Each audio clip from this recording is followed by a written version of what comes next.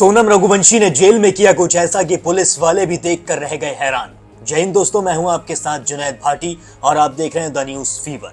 जैसा कि आप सभी जानते हैं कि राजा रघुवंशी हत्याकांड में हर दिन एक नया खुलासा निकलकर सामने आ रहा है। इस केस में नए नए किरदारों की भी एंट्री हो रही थी, लेकिन अब इस केस में कई सारे नए अपडेट्स और बड़े खुलासे हुए हैं। कैसे अपडेट्स इस केस में हुए हैं जिन्हें सुनकर आपके भी शायद होश उड़ जाएंगे। इस वीडियो में मैं आपको सारे नए अपडेट्स बताने वाला हूं और ये भी बताने वाला हूं कि इस वक्त राजा रघुवंशी की मां का क्या हाल है। राजा रघुवंशी की मां का इस वक्त जो हाल है उसे सुनकर शायद आपकी भी आंखों में आंसू आ जाएंगे। लेकिन ये सब जानने के लिए इस वीडियो को अंत तक जरूर देखिए और हमेशा की तरह कमेंट सेक्शन में जस्टिस फॉर राजा रघुवंशी लिखना जारी रखिए, क्योंकि अब यही एकमात्र रास्ता है जो राजा को इंसाफ दिला सकता है। दोस्तों, सबसे पहला जो अपडेट है वो ये है कि सोनम रघुवंशी के जो दो सह आरोपी थे उन दोनों को पुलिस ने छोड़ दिया है। यानी कि अब इस केस में छोड़ने छुड़ाने का सिलसिला शुरू हो चुका है। जैसे जैसे वक्त बीतता जा रहा है, जैसे जैसे समय निकलता जा रहा है, वैसे वैसे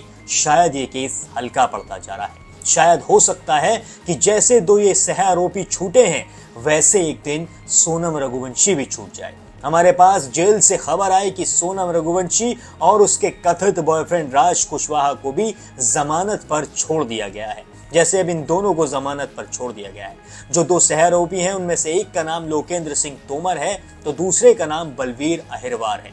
ये लोकेंद्र सिंह तोमर बहुत बड़ा प्रॉपर्टी बिल्डर है, इसकी कई सारी बिल्डिंगें हैं। ये लोकेंद्र सिंह तोमर वही है जिसके फ्लैट में सोनम रघुवंशी राजा को मौत के घाट उतारने के बाद रुकी थी। सोनम रघुवंशी को इसने शरण दी थी अपने फ्लैट के अंदर। सोनम रघुवंशी इसके फ्लैट में कई दिन तक रही थी। ये बहुत बड़ा आदमी है, प्रॉपर्टी बिल्डर है और इसके साथी का नाम है बलवीर अहिरवार। बलवीर अहिरवार इस सोसाइटी का गार्ड है, यानी कि बलवीर अहिरवार एक चौकीदार है। इसकी भी इस केस में काफी बड़ी भूमिका थी। यानी कि जब सोनम रघुवंशी इस फ्लैट में रहती थी तो ये दोनों सोनम की मदद कर रहे थे और जब राजा की लाश मिल गई तो सारे के सारे किरदार एक के बाद पकड़े जाने लगे। तो लोकेंद्र सिंह तोमर ने सोनम रघुवंशी के लैपटॉप से लेकर उसके काले बैग तक को छुपा कर रख दिया था, यानी कि उसे गायब करने की कोशिश की थी। लेकिन शिलोंग पुलिस की तगड़ी इन्वेस्टिगेशन और एक अच्छी छानबीन से वो लैपटॉप मिल गया। लेकिन उस लैपटॉप के अंदर से सारी की सारी ब्राउजिंग हिस्ट्री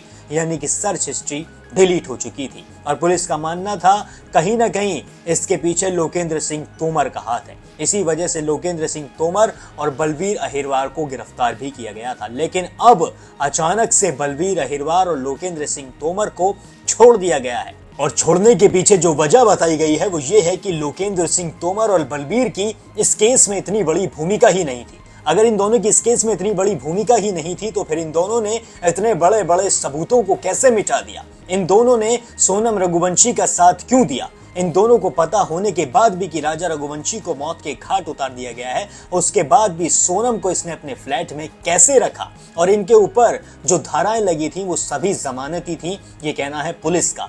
यानी कि इनके ऊपर जो धारा लगी थी उनमें जमानत हो सकती है। अब इनको छोड़ दिया गया है और पुलिस का ये भी कहना है कि लोकेंद्र सिंह तोमर ने सोनम रघुवंशी के सामान को इसलिए बाहर फेंका था ताकि वो इस केस में फंस ना जाए। लोकेंद्र सिंह तोमर डर गया था। लोकेंद्र सिंह तोमर ने जब न्यूज देखी कि सोनम ने अपने पति को मौत के घाट उतार दिया है और फिर उसे जब पता चला कि ये तो वही सोनम है जो उसके फ्लैट में रुकी थी, तो वो बुरी तरीके से डर गया था, वो कांप गया था। उसने सारा सामान सोनम का बाहर ले जाकर एक नाले के अंदर फेंक दिया। उसने सोचा था कि कहीं जब पुलिस फ्लैट पर आएगी और उसे सोनम रघुवंशी का सारा सामान मेरे ही फ्लैट के अंदर मिलेगा तो सबसे बड़ा शक मुझ पे ही जाएगा। इसलिए उसने वो सारा सामान अपने चौकीदार की मदद से बाहर फेंक दिया। लेकिन पुलिस ने उसे फिर भी गिरफ्तार किया और सारा सामान खोज निकाला। सोनम रघुवंशी का वो लैपटॉप जिससे शिलोंग जाने की फ्लाइट बुक की गई थी, वो लैपटॉप एक नाले के अंदर मिला था। तो लैपटॉप पूरी तरीके से खराब होने की कगार पर पहुंच गया था, लेकिन पुलिस ने उस लैपटॉप को दोबारा से जीवित किया और उसके अंदर से बहुत सारे सबूत ढूंढने की कोशिश की, लेकिन उसके अंदर सबूत मिले नहीं। उसके अंदर जितनी भी सर्च हिस्ट्री थी और ब्राउजिंग हिस्ट्री थी वो सारी की सारी डिलीट हो चुकी थी। तो सवाल यही खड़ा होता है कि जब सोनम रघुवंशी जेल के अंदर थी तो उसकी ब्राउजिंग हिस्ट्री को डिलीट किसने किया? और वो लैपटॉप तो लोकेंद्र सिंह तोमर के घर के अंदर था, यानी कि उसी फ्लैट में था जिसमें सोनम रघुवंशी रुकी थी। तो सीधा सीधा जो शक है वो लोकेंद्र सिंह तोमर पर ही जाता है। लोकेंद्र सिंह तोमर ही एक शख्स है जो इस लैपटॉप की ब्राउजिंग हिस्ट्री को डिलीट कर सकता है और अब उसी लोकेंद्र सिंह तोमर को पुलिस ने छोड़ दिया है। उसके साथ उसके गार्ड को भी छोड़ दिया गया है। पुलिस का कहना है कि ये आरोपी थे, लेकिन इनके ऊपर इतने बड़े आरोप नहीं थे कि इन्हें गिरफ्तार करके रखा जा सके। और अब बात करें सोनम रघुवंशी की, तो सोनम रघुवंशी को भी जेल में कई सारी सुविधाएं उपलब्ध कराई जा रही हैं, यानी कि अब सोनम रघुवंशी को भी हल्के में लिया जाने लगा है। सोनम रघुवंशी को एक मोबाइल फोन दे दिया गया है। जी हाँ, सही सुना आपने, सोनम रघुवंशी के हाथों में अब एक मोबाइल दे दिया गया है और सोनम से कहा गया है कि तुम हफ्ते में एक बार किसी से भी बात कर सकती हो। और सोनम रघुवंशी इस फोन से अपने परिवार वालों से बात कर भी रही है। उसने अपने माता पिता और अपने भाई गोविंद रघुवंशी से बात भी की है। और इसके बाद गोविंद रघुवंशी भी काफी भावुक हो गया। गोविंद रघुवंशी का कहना है कि अब वो शिलोंग जेल जाएगा अपनी बहन से मिलने के लिए। जैसे जैसे रक्षाबंधन करीब आ रहा है, वैसे वैसे इन दोनों का जन्मदिन भी करीब आ रहा है, ये भी आपको पता है। और अब इसी के चलते गोविंद रघुवंशी जेल जाने के लिए भी तैयार है। वो अपनी बहन की बात सुनना चाहता है। और जब सोनम रघुवंशी अपने भाई से या फिर अपने माता पिता से फोन पर बात करती होगी, तो इसकी क्या गारंटी है कि ये कोई नया प्लान नहीं बनाती हो। जब ये सोनम रघुवंशी गाजीपुर पहुंचकर ये कह सकती है कि मुझे नहीं पता मैं गाजीपुर कैसे पहुंची, मुझे नहीं पता कि राजा रघुवंशी को किसने मौत के घाट उतार दिया, तो ये एक और नई कहानी क्यों नहीं बना सकती है। इसको फोन देना कहां से सही है, इसकी बात फोन पर कराना कहां से सही नजर आ रहा है। और जबकि राजा रघुवंशी का परिवार नार्को टेस्ट की डिमांड लगातार कर रहा है। राजा रघुवंशी के परिवार का कहना है कि जब तक सोनम का नार्को टेस्ट नहीं हो जाता है, तब तक हम सुकून से नहीं बैठेंगे। 3 वकील भी हायर हो चुके हैं, हाई कोर्ट भी चले गए हैं और अब अपील को दाखिल भी कर दिया गया है। और अगर अपील हाई कोर्ट से खारिज हो जाती है, तो फिर ये अपील रुकेगी नहीं, ये सुप्रीम कोर्ट जाएंगे तीनों वकील और सोनम और राज के नार्को टेस्ट की वहां पर मांग करेंगे। ये चाहते हैं कि सोनम रघुवंशी का नार्को टेस्ट होना ही चाहिए।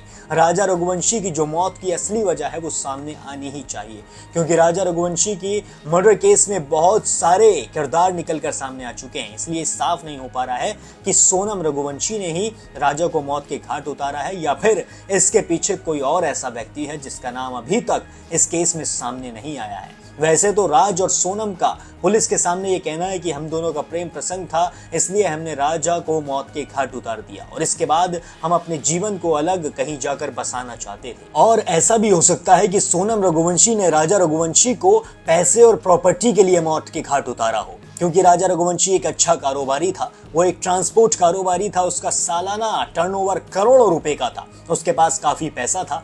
तो ये भी कहीं ना कहीं निकल कर आ सकता है एंगल कि सोनम ने राजा को पैसे के लिए मारा है, क्योंकि सोनम ने राजा से शादी कर ली थी और शादी भी बड़ी धूमधाम से हुई थी, ये भी आपने देखा है। और शादी के बाद जो अपने पति की प्रॉपर्टी की हकदार होती है वो एक पत्नी ही होती है। तो क्या पता ऐसा भी हो सकता है कि सोनम ने राजा को मौत के घाट उतार के ये सोचा हो कि अब सारे प्रॉपर्टी और पैसे की हकदार सोनम बन गई है और अब इस पैसे और प्रॉपर्टी को लेकर वो राज कुशवाहा के साथ अपना एक नया जीवन बसाएगी, कहीं और जाकर वो रहेंगे। लेकिन उन्होंने ये नहीं सोचा था कि एक माँ और बाप की जब हाय लगती है तो वो हाय कैसी होती है। राजा रघुवंशी की माँ का रो रो कर बुरा हाल था। राजा रघुवंशी की माँ के दिल से बद्दुआ निकल रही थी कि जिसने उसके भोले भाले बेटे की जवानी में जान ले ली, उसके साथ आखिर कैसे सही हो सकता था, वो अपना जीवन आखिर कैसे अच्छे से बिता सकती थी। और हुआ भी वही, सोनम रघुवंशी को गिरफ्तार किया गया और अब वो सलाखों के पीछे। और आप सब इस चीज की डिमांड कर रहे हैं कि सोनम रघुवंशी को कड़ी से कड़ी सजा होनी चाहिए। आप में से बहुत लोगों का तो ये भी कहना है कि सोनम रघुवंशी को फांसी की सजा होनी चाहिए। आप सभी का कहना बिल्कुल सही है, लेकिन उससे पहले सोनम रघुवंशी के खिलाफ जो आरोप हैं वो सिद्ध भी होने चाहिए।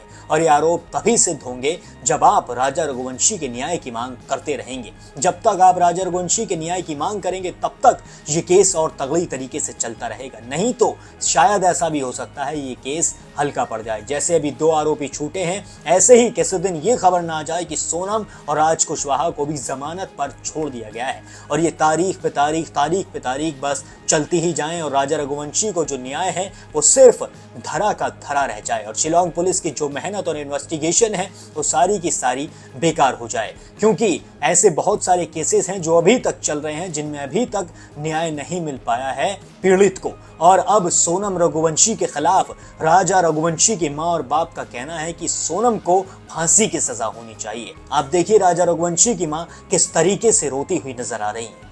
हे भगवान तुम सुन लो। हे माँ की कामाक्षा देवी माँ, तूने तो कुछ नहीं करा माँ, तेरे को जब से बज रही थी माँ कामाक्षा देवी।